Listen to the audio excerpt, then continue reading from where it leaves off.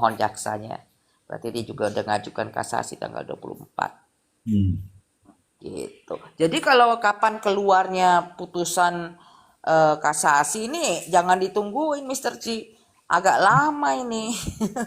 Soalnya masih tenggang waktunya pengajuan memori kasasi dari jaksa kan ini tanggal 6 dia terakhir majukan memori kasasi. Mm-mm.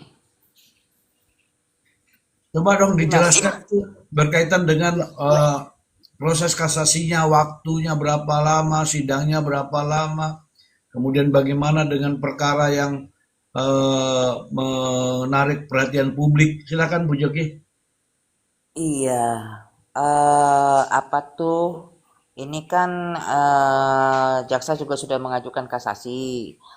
Kemudian ada tenggang waktu 14 hari ya. 14 hari untuk mengajukan memori kasasinya. Kalau dari pihaknya terdakwa sudah mengajukan tanggal 15 dia mengajukan kasasi.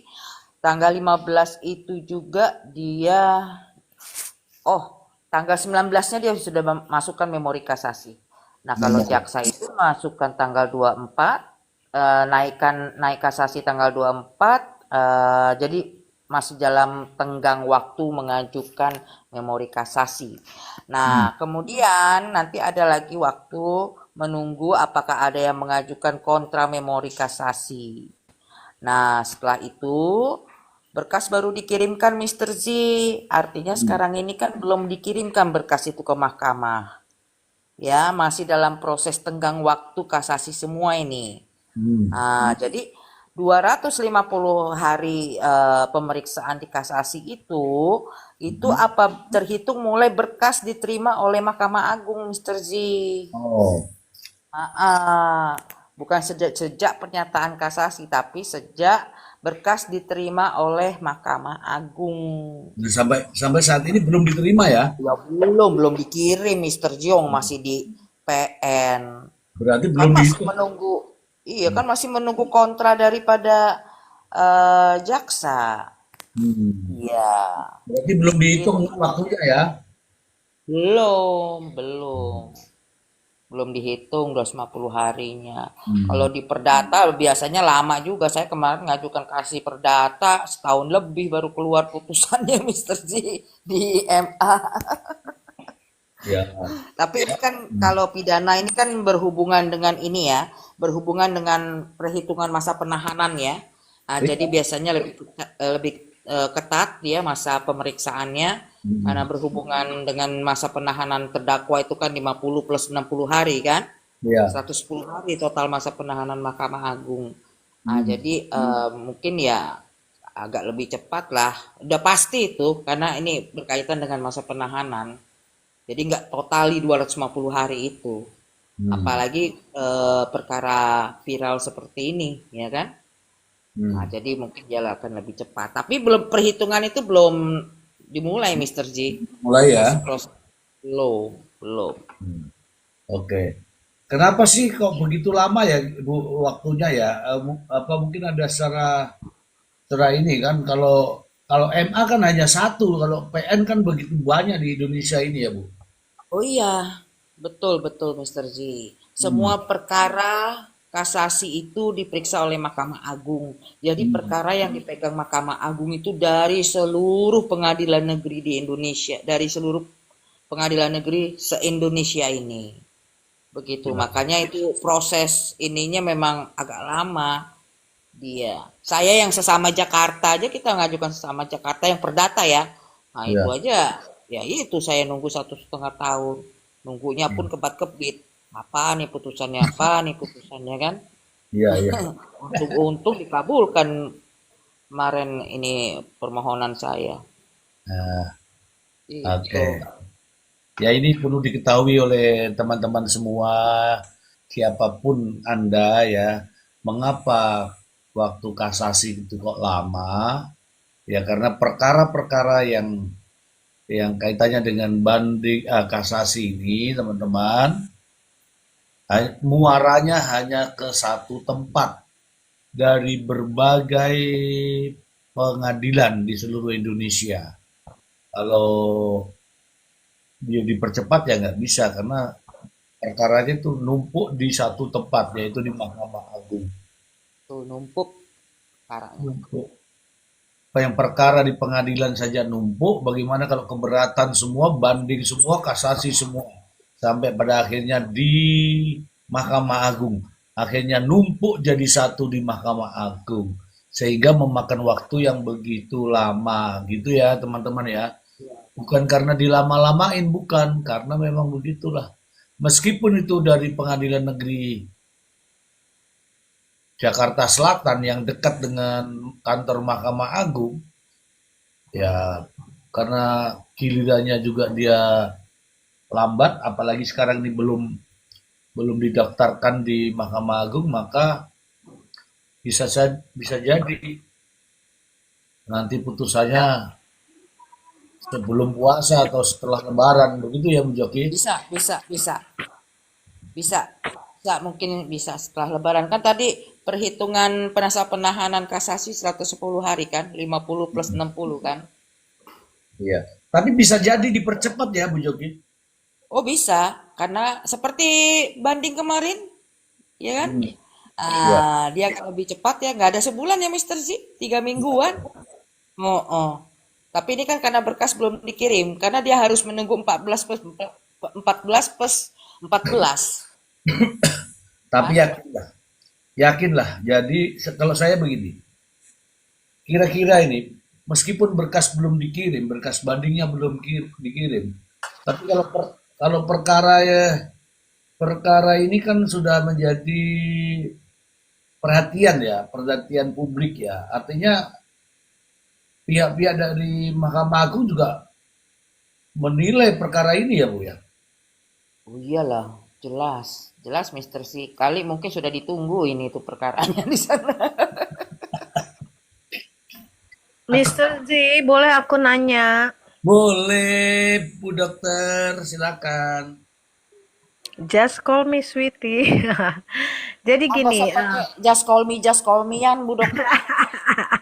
Juli ngedengernya. Ah, Bu Dokter biasa aja kali ah, dokter.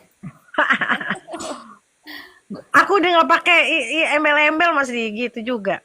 Jadi gini, yang aku mau tanyakan 2 poin.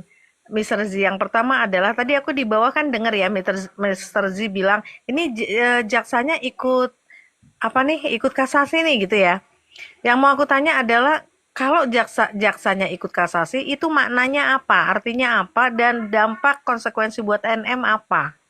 Itu pertanyaan saya.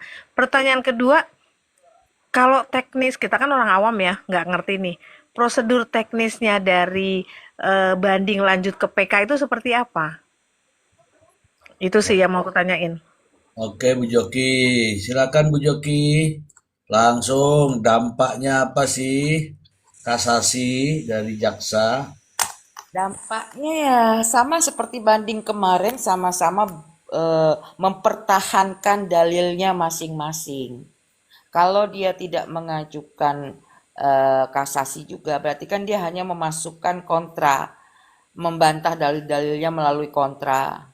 Tetapi kalau dia mengajukan kasasi juga, berarti dia mempunyai kepentingan untuk mempertahankan tuntutannya.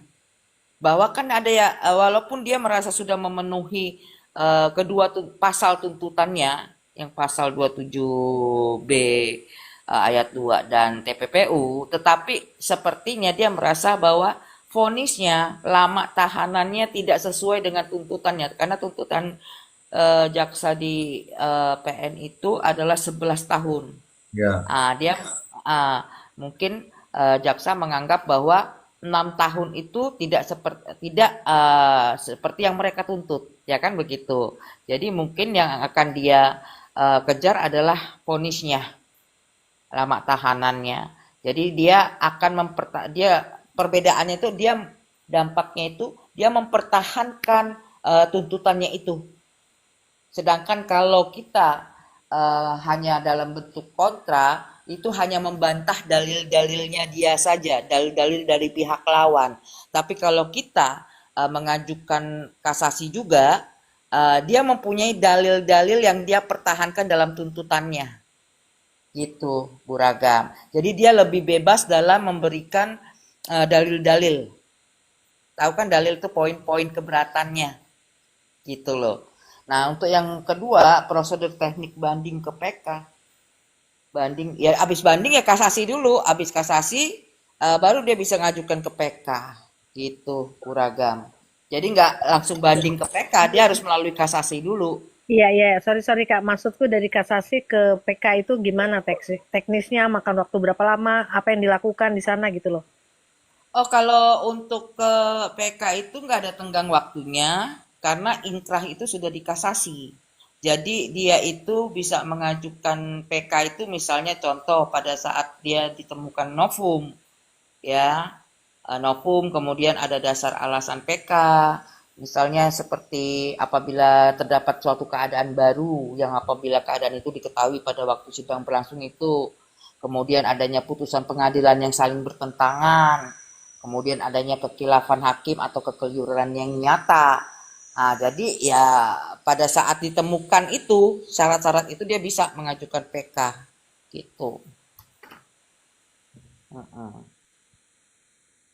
Gitu, Bu Ragam.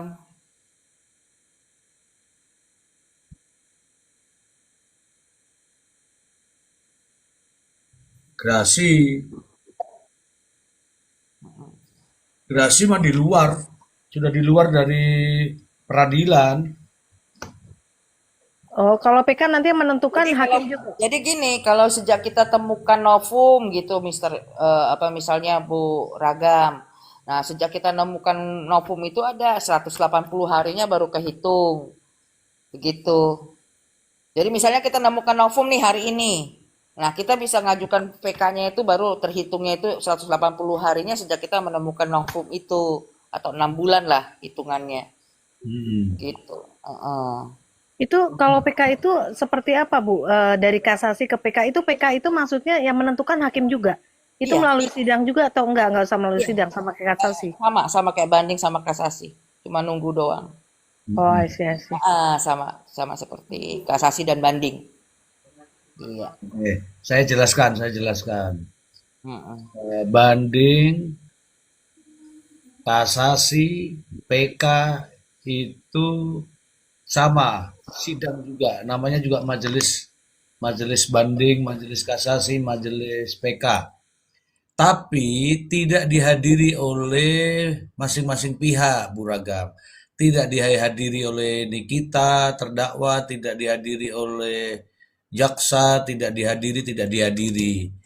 Oke, tidak dihadiri itu artinya tetap berjalan persidangannya. Oke, jadi yang di yang diperiksa adalah eh, putusan administrasi dan itunya ya, memorinya. Yang tadi yang terkait dengan mengapa jaksa juga kasasi, nah ini saya kok meyakini begini, bahwa benar tadi yang disampaikan Bu Joki, bahwa tuntutan jaksa sebagaimana yang dibacakan dalam proses di peradilan tingkat pertama itu putusannya itu belum sesuai, kemudian banding pun belum sesuai juga gitu. Meskipun sudah dinyatakan bahwa terbukti pemerasan, terbukti TPPU, tapi nampaknya putusannya atau vonisnya belum sesuai dengan apa yang menjadi tuntutan JPU. Tuntutan JPU adalah 11 tahun. Kemudian kalau dilihat sekarang, vonis dari banding ini 6 tahun.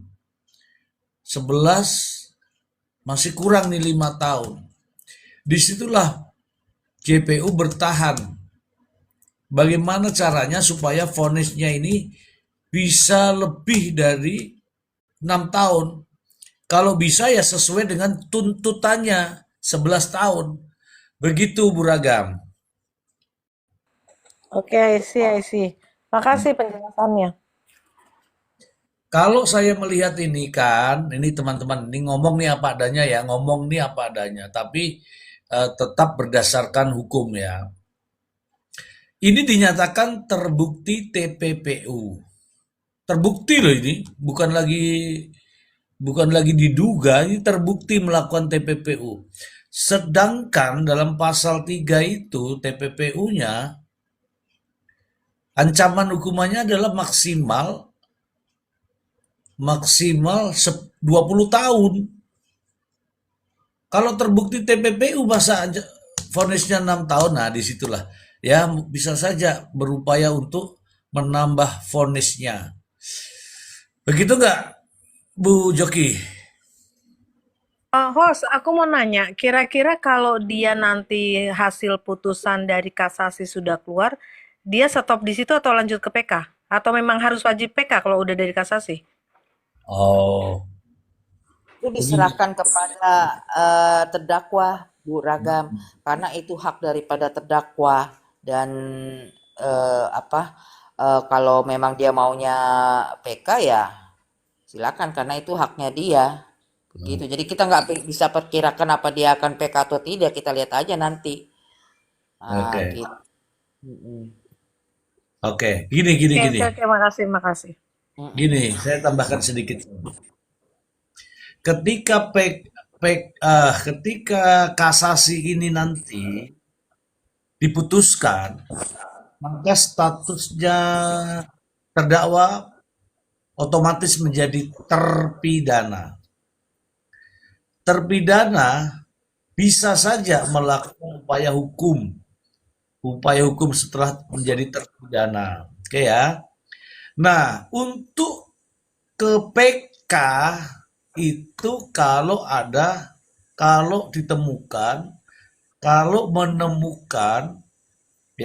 menemukan bukti baru.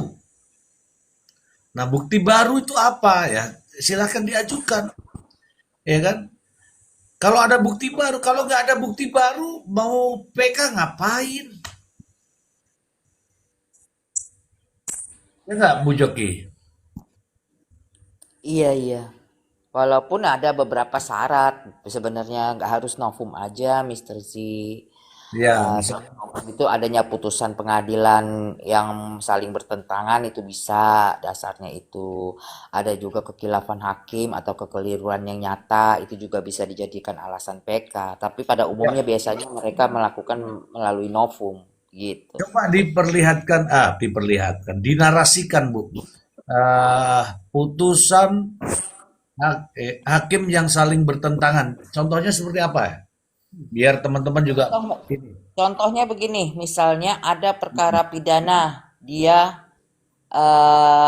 dia dihukum. Kemudian Ya, ada perkara perdatanya dengan objek yang sama, tetapi ya. dinyatakan dia dimenangkan. Nah, Nah, itu sangat perdata dan pidananya. Nah, itu hmm, bisa PK. oke, oke, Contoh oke. misalnya seperti itu. Gitu ya, Beragam ya. Ya, oke, oke, thank you, thank you. Oke. Nah, saya ingin ngobrol lagi nih, teman-teman. Ada yang bilang pada sok tahu semua nggak apa-apa, Nur Anisem, naik sini kalau berani kamu, naik sini, Nur Anisem. Ah, Terus ada bagi- lagi nih Mas Rudy yang bilang nih, apa joki tuh? ternaknya Ami apa bukan katanya. Oh, itu dia. Dia baru datang itu. Bukan, ya, beliau seorang advokat ya. Ini Ibu Joki. Ada yang menarik ini, Bu Joki. Dalam putusan pengadilan tinggi pada saat banding, alasannya di situ saya baca nih ya, putusannya begini. Apa yang diperoleh atau begini, uang terdakwa memperoleh uang. Terdakwa memperoleh uang sebesar 4 miliar rupiah. Itu dari perbuatan melawan hukum. Perbuatan melawan hukum. Sedangkan gugatan perdatanya yaitu perbuatan melawan hukum. Tunggu dulu Bu Joki, ada yang protes ini. Ada yang protes dari Pasar Nusantara ini. bacain dong, tappinganku tak baca ini loh. Sylvester itu kenapa nggak dipenjara padahal putusan pengadilan sudah keluar? Ya urusan mereka lah, urusan mereka Pak Pak Jaksa yang bagian eksekutornya. Oke, silakan Bu Joki yang tadi Bu Joki. Iya, jadi seperti yang saya sampaikan sebelumnya Mr. Z, bahwa adanya kata-kata perbuatan melawan hukum, kemudian masuknya pasal 1320 ya, yang Ya, dijelaskan dengan sejelas-jelasnya oleh Majelis Hakim Tinggi. Nah, itu kalau saya analisanya seolah-olah nih menurut pendapat saya ya, dia ingin menegaskan bahwa perbuatan yang dilakukan oleh terdakwa ini adalah perbuatan melawan hukum. Yang artinya apa? Artinya seolah-olah majelis hakim ini tahu begitu loh bahwa eh, bahwa ada gugatan perdata yang sedang berjalan dan itu menyatakan bahwa pihak korban yang diminta untuk dinyatakan melakukan perbuatan melawan hukum bukan dia.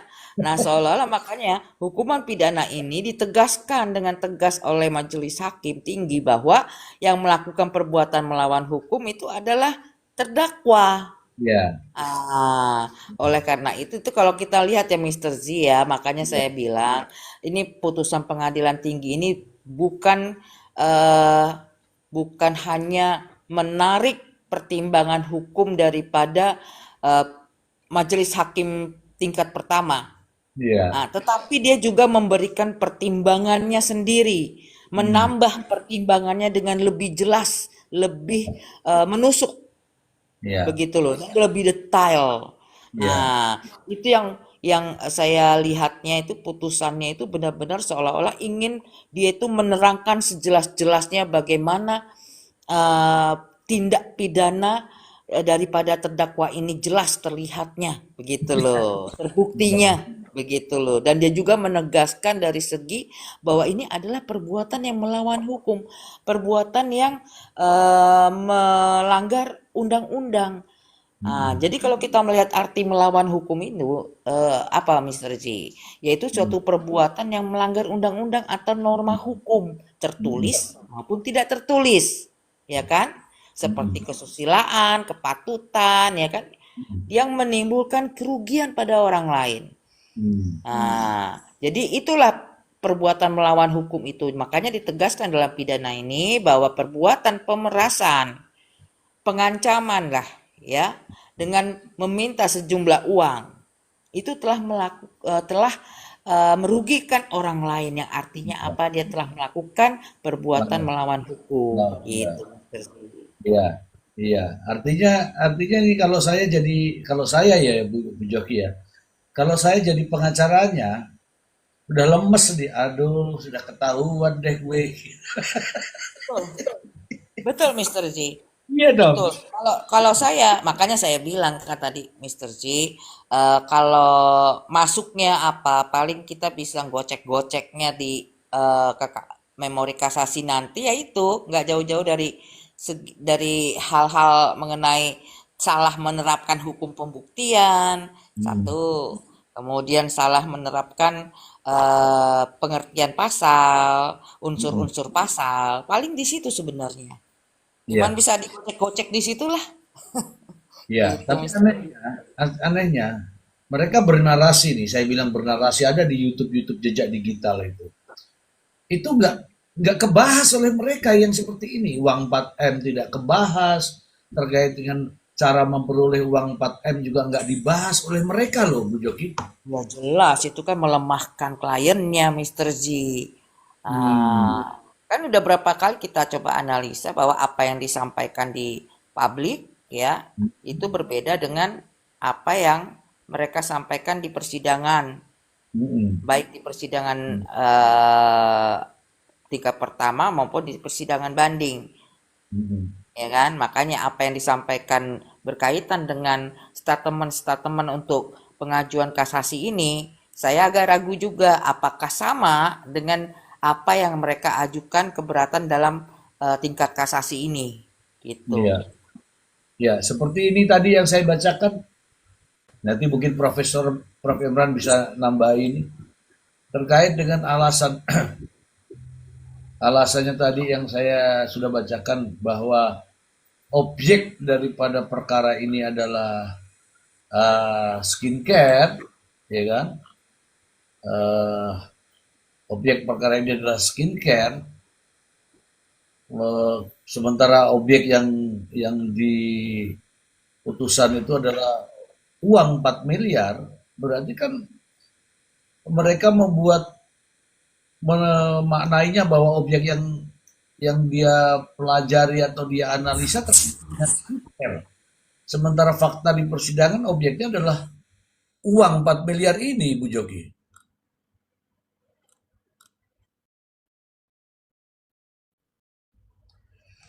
Sebenarnya Ini Mr. Sis, ini yang disampaikan oleh penasihat hukumnya, objeknya ini adalah skincare.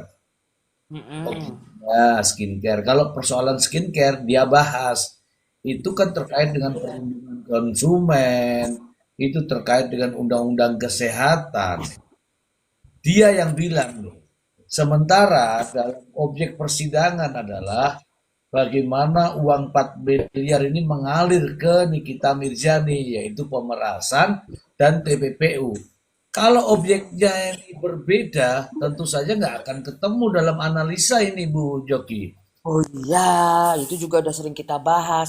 Ini yang dituduhkan, kita itu harus membantah dakwaan jaksa, Mr. Z, dalam persidangan. Dakwaan jaksa itu apa? Yaitu Mm-mm. mengenai pasal apa? Iya. TPPU, ya kan? Kemudian pasal pemerasan, pemerasan dalam KUHP dan pemerasan dalam ITE. Itu kan Mm-mm. dakwaannya. Iya. Nah, itulah yang dibantah sama kita di persidangan. Kita mau bicara lain-lain, mau soal skincare kek, mau kagak kek, nggak bakal dipertimbangkan. Adakah dipertimbangkan di situ mengenai bahwa skincare-nya bermasalah? Tidak, karena beda forumnya. Nah, Karena dakwaan jaksa ya itu bukan mengenai skincare, bukan nah, mengenai perlindungan undang-undang perlindungan konsumen. nah. Gitu Mister Z. Jadi yang harus Artinya, kita bantah itu konsentrasi kepada dakwaan jaksa itu yang kita bantah. oke, betul sekali. Saya suka itu. Oh, Artinya selama apa? ini narasi yang dibangun itu tidak tidak match dengan dakwaan jaksa ya, Bu Joki Oh ya. ya jelas, jelas. Dakwaan itu adalah dasar persidangan yang Hmm, harus dibuktikan oleh pihak jaksa dan harus dibantah oleh pihak terdakwa. hmm, Ya kan? ya, Dakwaan itu menjadi fakta persidangan yang dilaksanakan berdasarkan dakwaan jaksa, hmm, muncullah tuntutan. hmm, Tuntutan jaksa itu berdasarkan fakta persidangan. hmm, Oke, kemudian setelah itu putusan hakim, dasarnya hakim itu memutus apa? Bukan tuntutan jaksa, dasarnya adalah dakwaan jaksa. Jadi hmm, kan kembali lagi ke dakwaan, Mister Z. Karena itu yang harus kita bantah adalah dakwaan. hmm, Lihat dakwaannya itu mengenai apa. hmm. Gitu. Jadi kalau kita bicara lain-lain pasti nggak akan dipertimbangkan karena hakim memutus berdasarkan dakwaan. Kenapa? Lihat di dalam putusan majelis. Yang masuk dalam putusan majelis itu adalah diuraikan kembali dakwaannya jaksa.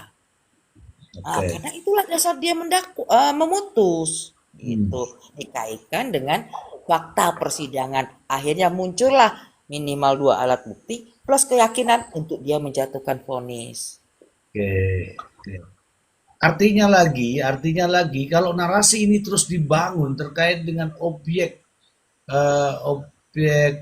perkaranya adalah skincare, berarti ini merugikan terdakwa sendiri ya, Bu Joki? Ya, silahkan saja, itu pembelaannya dia. Hmm. Tapi kalau saya melihatnya, ya mungkin itu tidak akan dipertimbangkan. Kecil kemungkinan untuk dipertimbangkan. Gitu Oke. loh. Kalau sebenarnya kalau ini tetap dipertahankan, Mister Z, kalau Hmm. dari saya, eh ya apa ya, agak merugikan klien. Tapi memang itu haknya dia sih mau membantah. Ingat karena dia memang mempunyai hak ingkar ya. Tetapi ya sebenarnya ada solusi lain, yaitu dengan mengakui seperti yang saya sudah sampaikan sebelumnya, Mr. Z.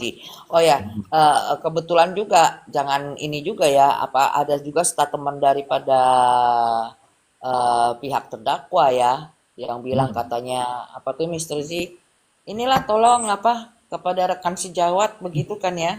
Hmm. Kami ini sedang membela klien ya kan, kan ada tuh solidaritas sesama sejawat ya kan. Hmm. Jadi tolonglah jangan apa menyerang kaminya, tapi apa fakta-faktanya atau materinya lah yang dibahas begitu Iya. kan. Ada pernyataan seperti itu, solidaritas sesama rekan sejawat ya kan. Nah, berkaitan dengan itu Mr. Z, saya punya sedikit tanggapan aja ya begitu. Beliau kan apa menyebutkan pasal 3 huruf D ya, kode etik ya. Jadi advokat itu wajib memelihara rasa solidaritas di Hmm. antara teman sejawat ya. Hmm. Nah, solidaritas di sini, Mr. Z, itu diwujudkan dalam sikap saling menghormati, oke? Hmm. Saling menghormati dalam menjaga martabat profesi. Hmm. Solidaritas yang bagaimana? Itu ada batasannya, Mr. Z. Iya. Contohnya, diantaranya itu tidak saling menyerang secara pribadi, oke? Hmm. Menghindari pencemaran nama baik, oke? Melakukan persaingan yang sehat. Nah, Hmm. selain itu termasuk juga tidak menghalangi proses hukum, seperti tidak memalsukan bukti-bukti atau tidak mempengaruhi saksi-saksi dan tidak merebut klien rekan sejawat. Nah, itu batasan solidaritas itu begitu. Jadi ringkasnya gini. Solidaritas sesama rekan sejawat itu adalah kewajiban etis untuk saling menghormati, tetapi ada batasannya. Nah, batasan utamanya itu adalah integritas profesi. Saya garis bawahi ya, Iya. integritas profesi dan kewajiban mutlak untuk membela klien dan menegakkan supremasi hukum. Nah, nah berkaitan dengan integritas profesi ini, Mr. Z, tidak bisa kita lepas juga dari rekan sejawat yang merasa punya kewajiban untuk Hmm. menjaga integritas profesi ini juga. Iya. Hmm. Seperti kami yang tidak memegang perkara ini, Hmm. kami juga mempunyai kewajiban menjaga integritas Hmm. profesi ini berkaitan dengan solidaritas tadi. Oke? Hmm. Di Hmm. mana jika ada rekan sejawat yang kita lihat menyampaikan pernyataan-pernyataan kepada publik yang menyesatkan mengenai penegakan atau penerapan hukum, maka kewajiban bagi rekan sejawat lainnya atas dasar rasa solidaritasnya ini untuk Hmm. mengingatkan, bahkan meluruskan pemahaman hukum itu demi menjaga integritas profesi advokat Iya. tadi. Hmm. Gitu loh. Hmm. Atau kita jaga demi menegakkan predikat officium nobile tadi. Hmm. Profesi mulia. Officium nobile. Nah, profesi mulia itu. Hmm. Itulah arti daripada solidaritas rekan sejawat tadi, Mr. G. Bukan Ya. dalam artian bahwa begitu ada rekan sejawat kita yang memberikan pernyataan yang menyesatkan atau Iya. yang berbahaya bagi pemahaman hukum pada Masa masyarakat, kan? misalnya bahwa pemerasan itu harus ada kekerasan, itu nanti kan masyarakat akan oh kalau seandainya gue melakukan pemerasan tidak ada kekerasan yang Hmm. membahayakan diri atau melukai tubuh, berarti gue boleh melakukan pemerasan. Nah Iya. itu kan edukasi yang salah, orang jadi nggak takut nanti melakukan pemerasan. Nah Iya. disinilah integritas profesi ini kita harus tegakkan dengan apa? Iya. Mengingatkan agar tidak melakukan penyesatan-penyesatan seperti itu. Iya. Itulah makna dari solidaritas itu. Sebegitu solidaritasnya kami dalam menegakkan kode etik untuk meluruskan apa yang tidak seharusnya rekan sejawat ini sampaikan ke publik. Iya. Itu, Mr. Z. Iya. Iya, benar itu, benar itu. Masa kita sependapat atau kita mendukung kalau pernyataannya itu menyesatkan? Ya itu pernyataannya menyesatkan. Ya, salah satu contoh nih saya, jejak digitalnya masih ada. Dia pernah mengatakan bahwa itu kalau pemerasan itu harus harus dengan kekerasan yang bisa menyebabkan luka atau meninggal dunia. Itu sandal yang dipakai itu bisa lepas itu. Nah, pernyataan itu ada jejak digitalnya. Masa saya harus benarkan pernyataan seperti itu? Itu tidak benar, itu menyesatkan. Makanya kita meluruskan. Meluruskan inilah salah satu bentuk solidaritas. Halo kawan, jangan cuma ngintip-ngintip doang. Kalau pernyataan Anda salah, saya benarkan, itu bukan solidaritas. Itu namanya sama-sama menyesatkan. Tapi kalau saya mengingatkan, kemudian meluruskan, itulah namanya solidaritas. Begitu ya Bu Joki ya. Betul. Saking solidaritas kita untuk menjaga profesi yang mulia ini, ya kan? Mm-mm. Nah, itulah Mm-mm. kita membantu untuk menjaga etika profesi kita. Begitu, Iya. Mister. Karena itulah. Saya setuju dengan pendapatnya Kak Joki ya, host. Memang makna solidaritas itu bukan hantam kromong, meskipun salah kita bela. Nah, Ya, ya. ya. Jadi saya setuju dengan Bu Joki. Saya suka tapi gini, narasi yang disampaikan itu menunjukkan, kalau yang saya tangkap ya, dia itu mau menggiring opini bahwa dia tuh korban. Dia tuh dizolimi sana sini, termasuk PH-nya dizolimi. Padahal yang mulutnya tajam kan dia ya. Ya, aku Hmm. nggak tahu dari balik itu ada drama apa. Tapi Hmm. ngomong-ngomong, Prof. Emran dari tadi belum bersuara. Silakan Prof. Emran, host, disuruh bicara. Ini belum ada yang sulit, jadi beliau belum mau turun tangan kalau hal-hal yang mudah. Pasti nanti diserahkan ke Buragam lagi, silakan Buragam dijawab. Gitu nanti.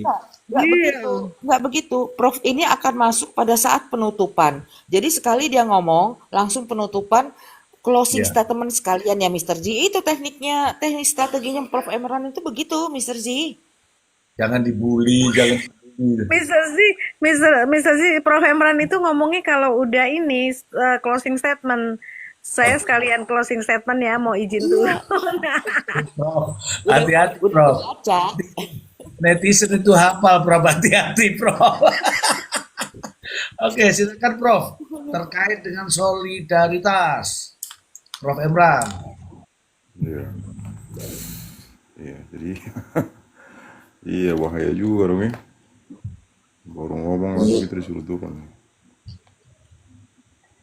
Jadi saya tadi ini Mister Ji, apa namanya baru sampai rumah, jadi biasalah ya kita ambil waktu dulu kan. Maaf. Saya lihat juga Bu Joki belum nongol-nongol ya, Kanona. Karagam juga barusan nih. Tadi sebenarnya saya di ini sih Mister Ji, saya ngintip-ngintip sih Mister Ji. Di awal-awal ada siapa namanya? Bang Maksi ya? Ada Bang Maksi. Bang Maksi ya, jadi pas Mister Ji udah buka koma tuh langsung naik saya tuh. Saya langsung ngintip saya tuh. Saya nge-share ke Kak Joki tadi.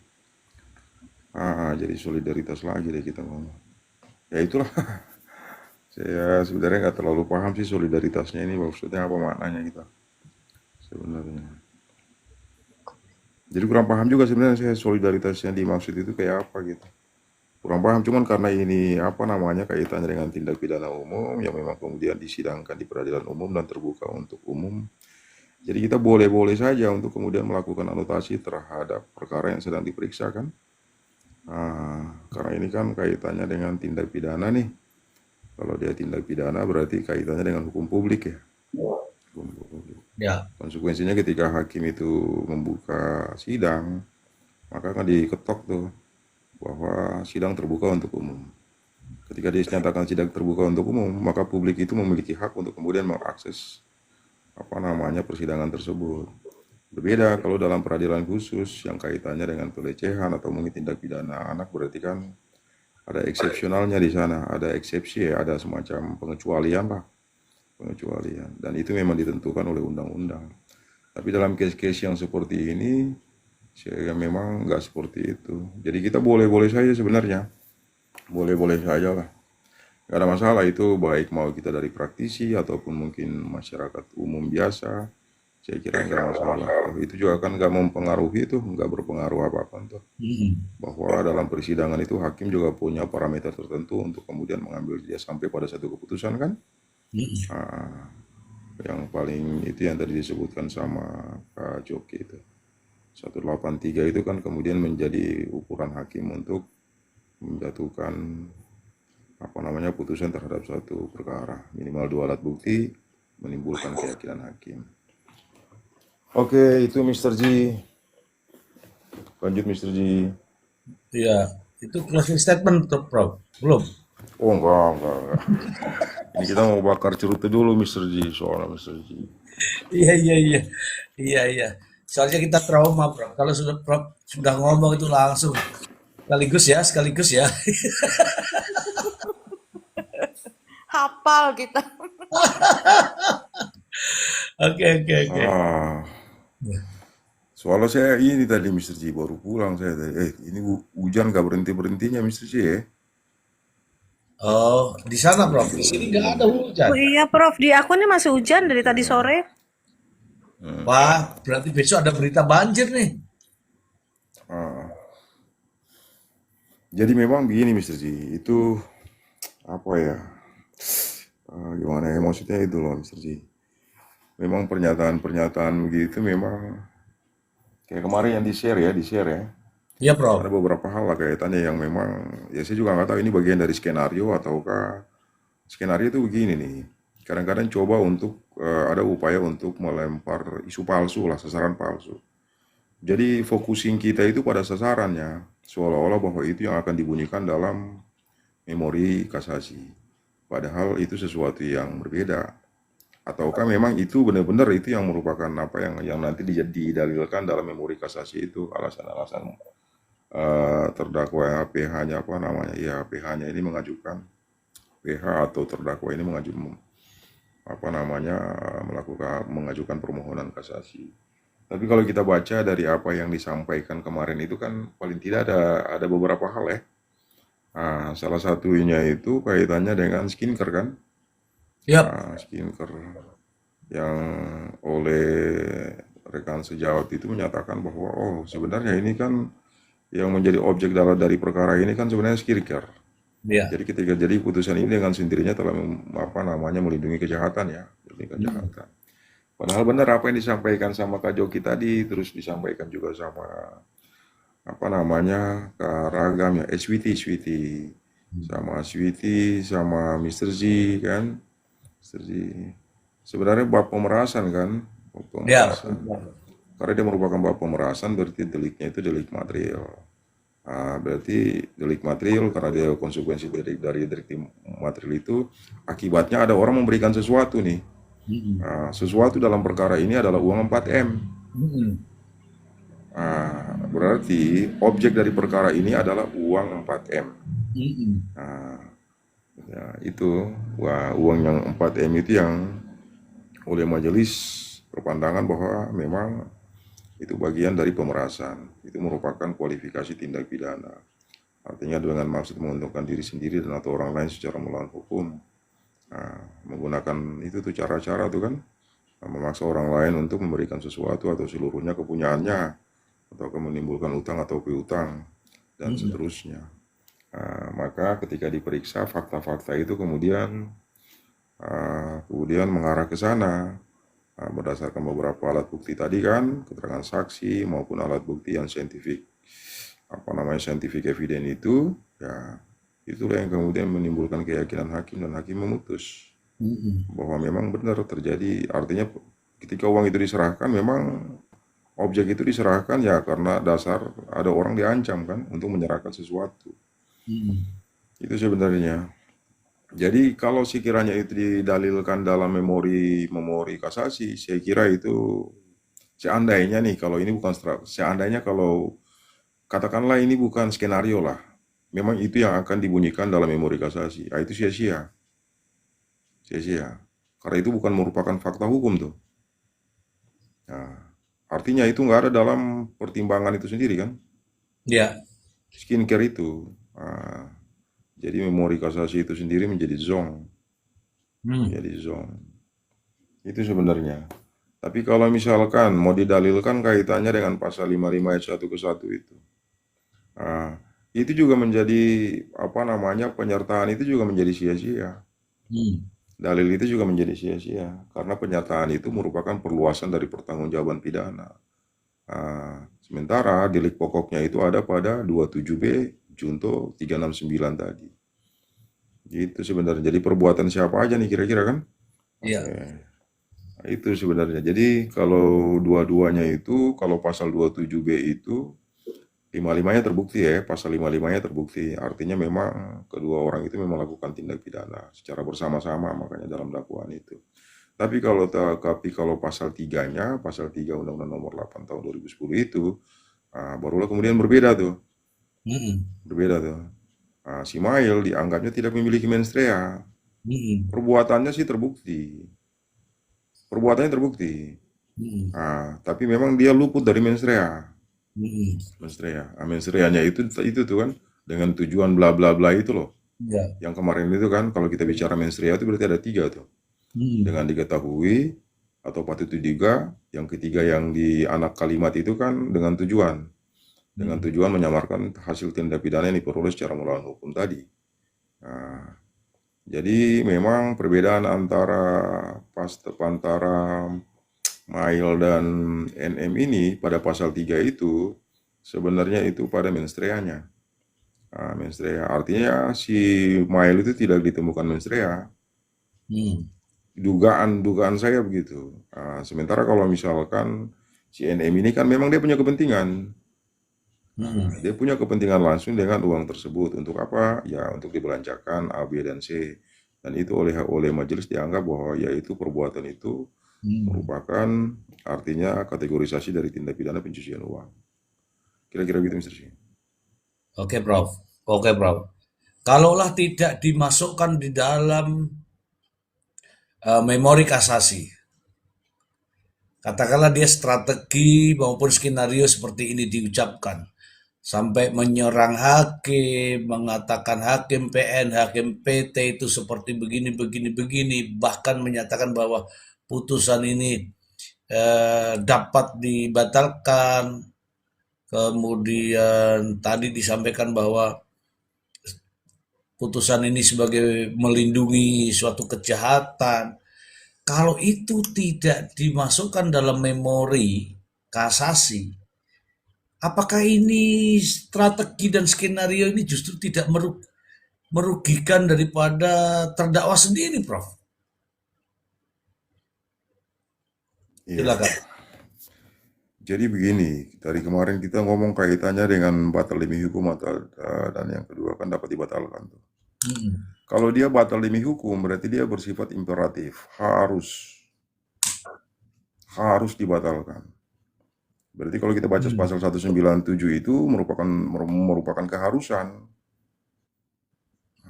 Karena ada syarat-syarat tuh yang kemudian diharuskan untuk kemudian ketika satu putusan itu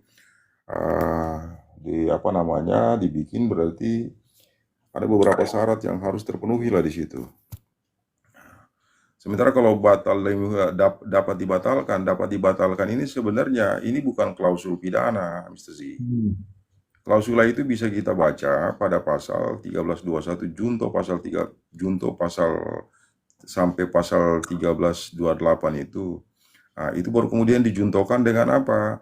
Dengan pasal 1320 syarat sahnya perjanjian.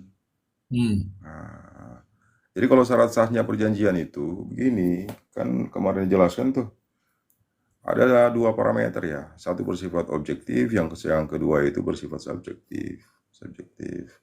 Kalau dia bersifat objektif, pertama itu bersifat subjektif, yang kedua bersifat objektif. Kalau dia subjektif, itu berarti begini, Mr. Z. Berarti kita dapat membatalkan. Katakanlah begini, Mr. Z. Ada anak kecil yang belum cukup usia ya, 18 tahun ya, dia kemudian melakukan kontrak nih.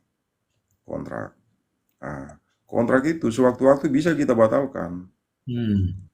Karena tidak memenuhi kualifikasi syarat sebagaimana dimaksud pada 1320.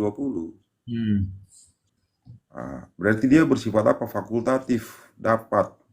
Artinya, kalau misalkan orang tuanya itu nggak setuju, berarti dapatlah kemudian dimohonkan, digugatlah itu untuk dibatalkan, diminta kepada hakim untuk membatalkan perjanjian tersebut. Hmm. Artinya perjanjian tersebut dianggap tidak ada ketika nanti hakim menjatuhkan putusan. Hmm. Maka norma itu sebenarnya tidak ada pada Pidana. apa namanya pidana, dapat Hmm. dibatalkan itu tidak ada.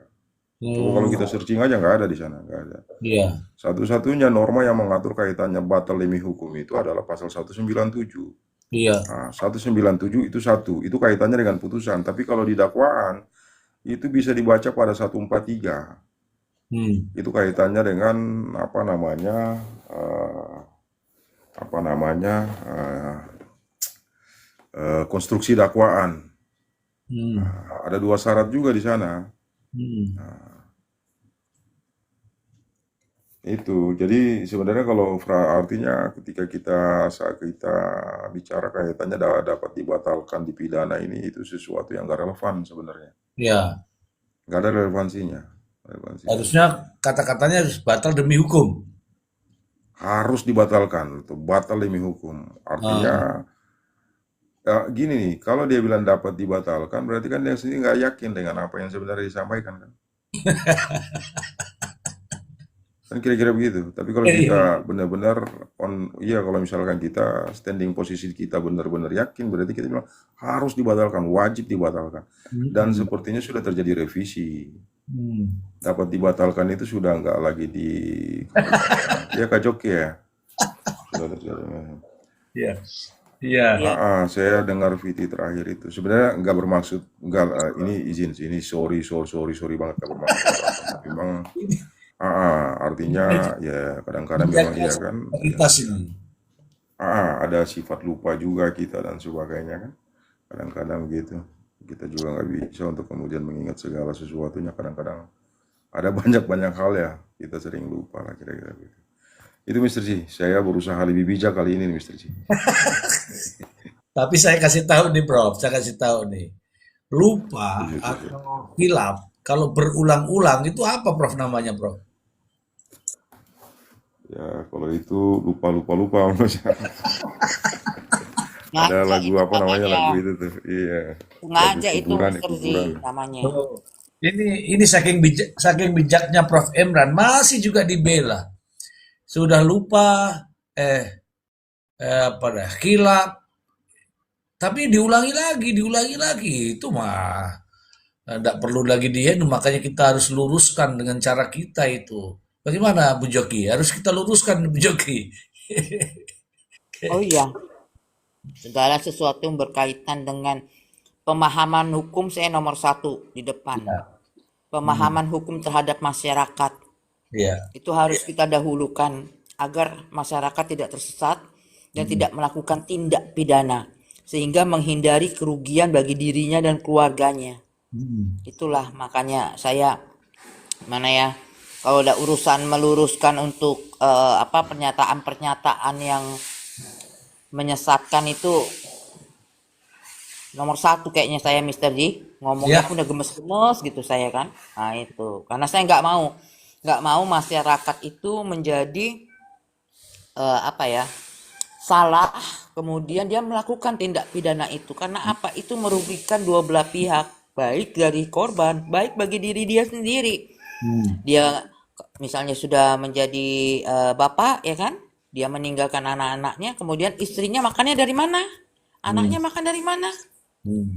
Nah, itulah gunanya. Makanya kan kita harus memberikan pemahaman hukum. Lu jangan melakukan tindakan ini ya, karena ada undang-undangnya ini. Ah, gitu. Itu begitu, Mister Sip. Ya. Dan Ya, jangan izin, dibenarkan. Ya, silakan Prof. izin Kak Yogi. Tadi saya dengar eh JPU juga kasasi ya, yang kasasi yang itu, yang JPU kasasi itu dari mana, Kak? Apa? NM apa si JPU katanya kasasi juga ya JPU ya? Betul, betul, Prof. Iya. Dafik, Prof. Untuk si Mail apa Sama, si sama. siapa? Dua-duanya. Dua-duanya, Prof. Dua-duanya. Dua-duanya, Prof. Berarti kalau dua-duanya Mister Z, JPU akan mendasarkan permohonannya itu Artinya begini, dia akan mendalilkan pasal 65 itu, Mr. C. Oh, Nah, pasal 65 yang kemarin kita diskusikan kan. iya. Summon loop itu ya? Ya, sama menolong. Hmm. Konkursus. Hmm. Ya. Artinya Prof, artinya apa Prof? Kalau ada dua-duanya ini di kasasi Prof.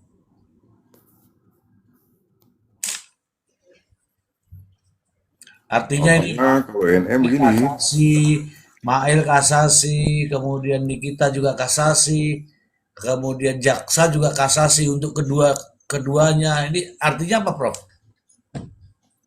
ya kalau JPU ke NM ini kan itu kaitannya dengan penjatuhan pidana. Penjatuhan pidana. Penjatuhan pidana. Tapi kalau Mail kaitannya dengan pasal 3, Hmm. pasal 3 yang oleh JPU harusnya pasal 55 itu juga harus terbukti secara bersama-sama melakukan tindak pidana pencucian uang. Iya. Itu. Kalau menurut Prof Emran, singgungannya di mana mailnya itu untuk TPPU? Ah, saya juga nggak tahu kalau misalkan dalam apa namanya dalam memori kasasi itu apa. Tapi kalau saya sih mungkin berpikirnya begini, oleh JPU yakin nih bahwa sebenarnya pasal 55 itu, Mhm. kedua pasal tindak pidana pokok itu menurut JPU terbukti, harusnya terbukti. Ya. Itu. Artinya kalau kita lihat perbuatannya itu ada pada si Mail ini menurut saya ya, menurut saya. Tapi yang menjadi problematik itu ada pada menstreanya. Tujuannya itu sebenarnya Mail punya tujuan nggak kira-kira? Itu, tapi kalau kita baca rumusan pasal itu kan perbuatannya sudah terbukti tuh. Memang ada unsur yang krusial di situ yang menjadi perdebatan itu kaitannya dengan unsur dengan tujuan menyamarkan apa namanya hasil kejahatan yang diperoleh secara melawan hukum tadi. Kira-kira si Mail ini punya kepentingan langsung nggak dengan penyamaran itu? Artinya, kalaupun sebegini, kalau saya sih begini ya, memang apa namanya pasal 3 itu ya, ini coba saya agak kontra sedikit lah kaitannya dengan pasal 3. Sekiranya tuh begini, kalau misalkan memang harus diikutkan si Mail itu dalam pasal 3, minimal dia itu dijuntokan berarti juntonya itu pasal 56 pembantuan. Hmm. Pembantuan. Artinya dia membantu NM. Hmm. Dia nggak disertakan pada pasal 55. Karena kalau pasal 55 ini kan semua punya tujuan yang sama. Di antara kesemuanya itu punya tujuan yang sama. Hmm. Ya kan? Dia sederajat dia. Tapi kalau si Mail, ya si Mail itu berarti kalau si Mail itu ya menurut saya kalau dijuntokan dengan pasal 55 ya saya kira kecil kemungkinan. Minimal dia pasal 56. Kalaupun kita paksakan pada Undang-Undang nomor 8 tahun 2010 itu, berarti paling tidak dia pasal 4 atau pasal 5. Sarana, dia memberikan sarana. Dia menjadi sarana gitu loh. Hmm. Artinya dia ini hanya bersifat instrumen. Hmm. Dalam bentuk pembantuan juga. Ya. Nah, sementara pasal 3-nya itu dikenakan ke MS. NM. Ya. Oke. Sarana atau instrumen ini pada perbuatan yang mana yang menurut Prof Imran tuh Mail lakukan Prof? Pada perbuatan yang mana ini? Artinya dalam bentuk pembantuan ya, pembantuan. Pembantuan berarti kan sejauh ini kan begini. NM itu kan tidak melakukan komunikasi langsung dengan si pemberi Oke. uang. Ya. Semua perbuatan itu diwakilkan oleh diwakilkan ke Simail, CNM, Mael. Simail, Simail. Mm-mm. Otomatis perannya di situ kan memang sebagai sarana kan, Dan instrumen si NM ini untuk melakukan tindak pidana. ya, Nah, cuman pertanyaan kita kemudian tuh begini, apakah dia mengetahui bahwa uang ini ditujukan untuk menyamarkan hasil tindak pidana yang diperoleh secara melawan hukum? Apakah dia punya niat itu? Itu yang mm-mm. terpenting. Nah, jadi kalau pasal 55 itu harusnya kan dasarnya itu kan meeting of mind. Ya, Harus Bro. ada kesamaan kehendak kan di antara kedua belah pihak kan untuk melakukan tindak pidana kan. Iya. Nah, Mm-mm. kalau hanya satu yang memiliki kehendak, sementara yang satu ini dia nggak tahu nih, lalu kemudian dia hanya mengikuti, berarti kan nggak ada pertemuan kehendak itu kan. Mm-mm. Nah, meeting of mind-nya nggak terpenuhi. Pasal 55 itu memang dasarnya adalah meeting of mind masalahnya. Itu sih Mr. Ji. Oke, Prof. Saya kok menilainya begini, Prof. Dari kalau ini sekarang kan Mael tidak terbukti TPPU. Kemudian kalau jaksa ini kasasi dengan melibatkan Mael, tentunya ke arah pasal 3 tadi. Nah, Mael bisa kena TPPU itu karena apa? Tadi sebagai sarana atau instrumen. Nah, perbuatan yang mana ini yang Mail bisa kalau transaksi-transaksi tadi masuknya ke 27B. Yang masalah uang ini kan berkaitan dengan TPPU, saya melihatnya ada pada eh, satu, memberikan nomor rekening atas perintah NM karena berkaitan dengan transfer, berarti ada karena Nikita Mirjani tidak menyerahkan nomor rekening kepada Reza Gladys. Dia melalui Ismail. Itu satu, yang TPPU. Yang kedua, berkaitan dengan menerima uang tunai 2M dan menyerahkan langsung kepada Nikita Mirjani.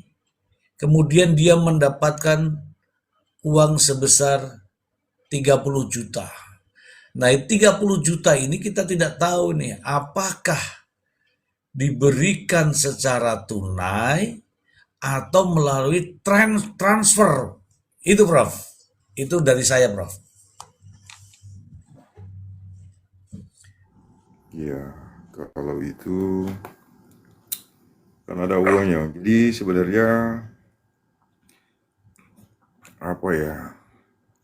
Yang kemarin kan ada beberapa perbuatan yang kemudian dikualifikasikan sebagai tindak pidana pencucian uang ya, Iya, Prof.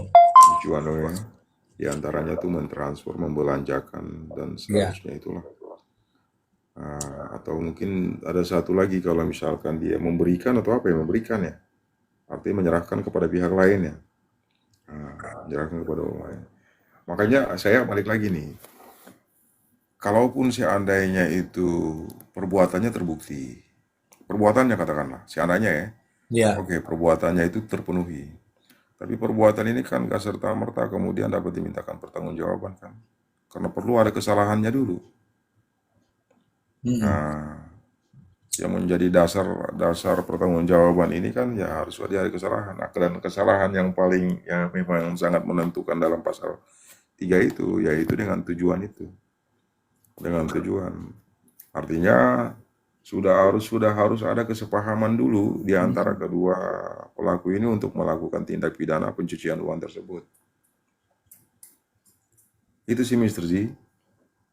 Ya, ya, kita masih meraba-raba ini sebenarnya, Prof. Sebenarnya masih beberapa. Iya, Mana meraba-raba. Bujaki? Coba Bujaki. Apa apa dasarnya JPU kasasi terhadap Mail? Silakan Bu Joki. Ya, kira-kira apa di Bu Joki?